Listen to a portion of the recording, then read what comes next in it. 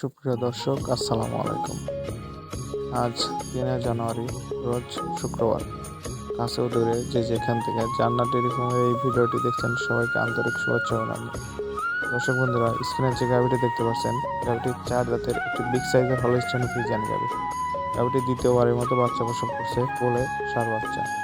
বাচ্চাটা দেখানো হবে ভিডিওর শেষে। দর্শক বন্ধুরা, গাভিটি দেখতে পাচ্ছেন, গাভিটি খুবই শান্ত প্রকৃতির একটি গাভি।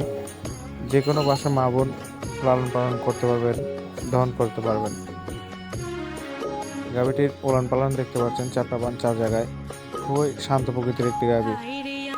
গাভিটি প্রথম বিয়ানের দুধ ছিল 15-16 লিটার। এই বিয়ানের দুধের আশা করতেছে 18-19 লিটার দুধ হবে ইনশাল্লাহ।